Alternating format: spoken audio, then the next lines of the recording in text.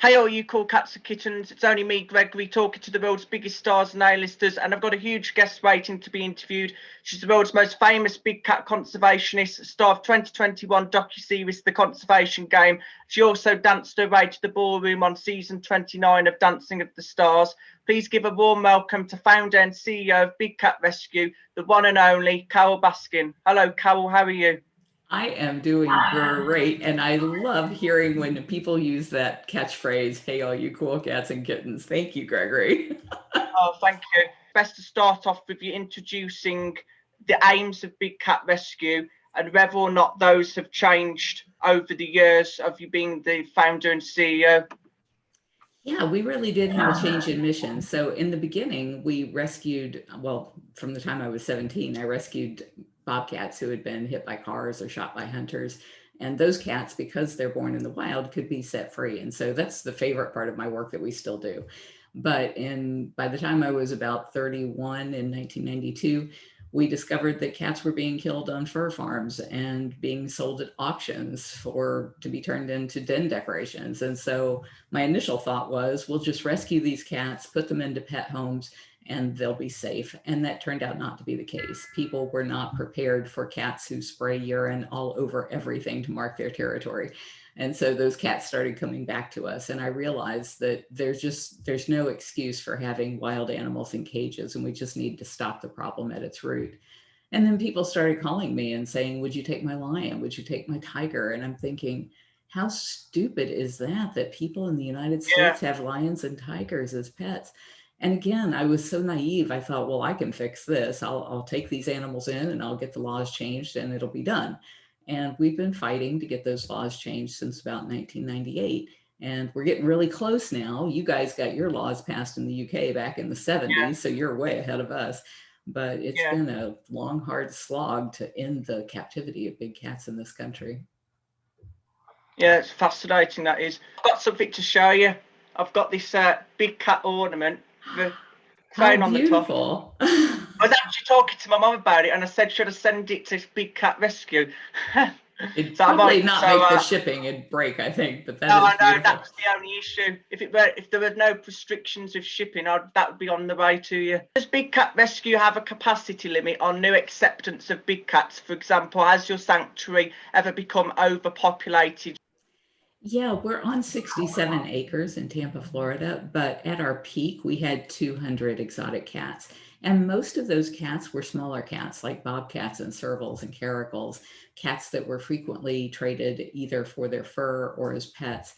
And then we've had a smaller number of lions and tigers and jaguar, leopards, cougars, even one liger over the years. But we decided really early on that we can't rescue our way out of it, because in 2003, we had to turn away, in addition to the cats we rescued that year, we had to turn away 312 big cats. And every other year, that number was doubling. And so that's why we knew we had to get the laws changed so that people weren't breeding these cats, using the cubs for pay-to-play schemes, and then discarding them. And we've been working since 2003 to close the loophole in the law that we got passed in 2003. It was called the Captive Wildlife Safety Act, and it made it illegal to sell a big cat across state lines as a pet. But still, people were allowed to have them as pets, and people could still do cub petting. And the cub petting is what drives most of the abuse. So our federal bill now bans cub petting and phases out private ownership. You're still working on that? Is that still your mission since 2003? Yes, we're still working on that. And we thought we were going to get it done last year. We had, all the stars had aligned. Every 2 years, our Congress is 2 years. So every 2 years, we would reintroduce it. We would get more co-sponsors to sign on, that's Congress's way of saying, when this comes to the floor for a vote, I'll vote for it. They become co-sponsors. And in December of 2020, we had a floor vote for the first time ever after all these years, and it passed with a 2/3 majority vote. So the only thing it had to do then was go over to the Senate for a quick hearing, and then it would be a law, and the Senate never got around to it. So we had to start all over again in January. And we currently have 200 co-sponsors in the House and 24, I think, in the Senate. So last year it would have happened, except we had COVID and Tiger King and the election and the insurrection.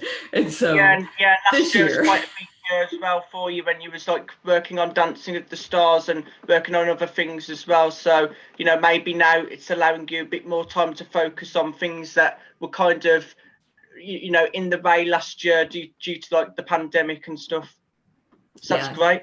She on Twitter's asked me to ask if you have a breeding program at Big Cat Rescue, and if so, what are the complications to it? And do you personally promote or recommend the breeding of big cats? Absolutely not. There is no reason to be breeding wild cats for life in cages. And all of the big cats that are born in captivity are doomed to live in cages their whole lives. That's one of the things that I learned after so many people saw Tiger King, was that they didn't understand. They thought that these captive born cats were being bred for conservation, because that's what zoos tell you. And it's a lie. None of those cats can ever go free. One, they're born in the wrong place. So tigers born in America, you can't release tigers in America, and you can't take them back to India because they were born in America. They're not Indian, and they're not purebred, and they're crossbred and inbred. And so none of those cats born in cages can go free. Yeah, I was wondering, Carole, when a big cat passes away in your care, how do you personally deal with that? Do you have like a special memory place, or do you try not to get too attached to the cats in the best possible way, you know, when a sad kind of situation does take place? Oh, we are all attached to the cats who come here. And sadly, you know, when they do pass, and they live longer here than they live just about anywhere else. In the wild, they live to be 10 or 12. At most zoos, they live to be 10 or 12. And most of our cats are over the age of 18 currently. And we have some that are 25, 26 years old. So when they pass, it's after us spending decades sometimes with those animals every single day. And it's so hard. I think the hardest decision for me, because I'm the CEO, is I have to be the one to decide when they no longer have a good enough quality of life and have to be euthanized. And we always feel like, you know, was it too soon? Was it too late? Did the animal languish too long? And that part of it is just gut wrenching. And then once they do die, we do a necropsy, which is like what you would do for a person, like an autopsy, to discover, is there anything that we could have done differently, anything that we could learn from this situation that maybe other captive cats would be able to benefit from.